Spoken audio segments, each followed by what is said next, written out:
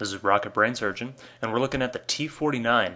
This is the American Tier 5 tank destroyer. It has an excellent reputation among great players. The pros and cons of the tank: it has excellent camouflage. The damage per minute is about 2200 plus with a rammer. The aim time is very, very low as well with low bloom. It goes fast as heck. The snapshot capabilities of the tank from across the map are incredible. The downsides are it has low HP, no armor to speak of, and very poor traverse. The tank has everything that you could possibly want to be an effective sniper. The great camouflage ensures that you stay hidden and that you don't have incoming fire. The severe damage that this thing can put out is absolutely incredible, so you might not be at the front lines, but you will make a difference in the game. While it might not have the alpha damage that's normally associated with tank destroyers, it puts out so much damage per minute that it almost doesn't matter. The downsides of the tank are very real, especially the hit points. At 360, you're going to be one-shot by a lot of guns. There are many Russian 122s with an average damage of 390 that are a severe threat to you. There are derp guns all over the place at Tier 4 and Tier 5 that can one-shot you out of nowhere. And expecting to bounce anything is just not realistic. So the favored gameplay of the T49 is to be far in the back. Notice the snapshot that I just launched at the Hetzer there. That was clear across the map. The snapshotting ability of the tank is actually one of the reasons why it's so potent.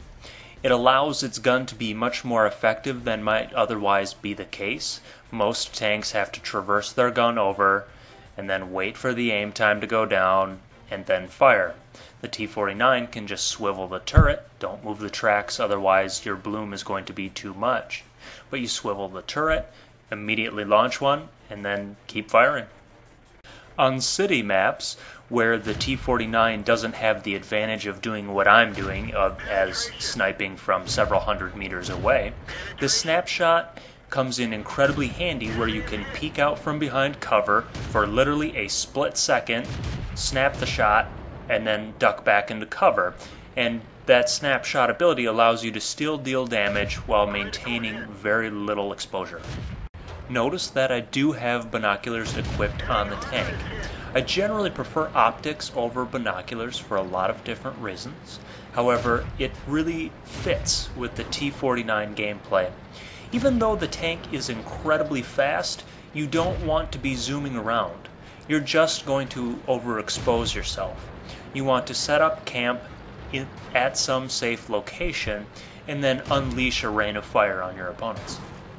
I wouldn't necessarily call it a downside, but I'd call it more of a quality problem. The T49 only can carry 45 rounds. With the great camo, the excellent speed, and the ability to twist your turret and fire out from several different locations, you're going to be surviving for a long, long time, and you will have ammo problems in some games.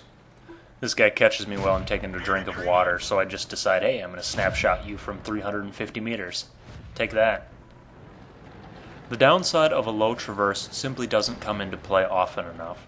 You're so far back from all of the action that no one is going to be flanking or brawling with you unless something goes horribly wrong. A lot of people do play the T49 incorrectly, and the most common mistake is to speed to the front line. Just because it has the speed and it has a tiny size and it has no armor, that does not mean it's a scout. If you scout with this tank, I will sense it through the internet and find you and punch you in the nuggets. By staying back from the action, you simply eliminate all of the downsides of the tank. The low HP, the low armor just don't come into play if they don't see you, and the traverse doesn't matter when I'm just sitting here. I found the tank to be highly effective without the use of premium ammo, which is always a plus. You could run it for a credit earner, but the problem is you're going to be so far back from the action that you're going to have someone else spotting your targets a lot of the time. And when someone else spots damage for you, you actually split 50% of the XP and credits with it. So it's not the best credit earner.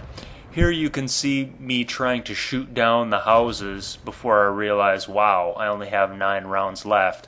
I simply can't shoot through it, unlike something, say, like the FCM has more ammo than it could possibly ever use.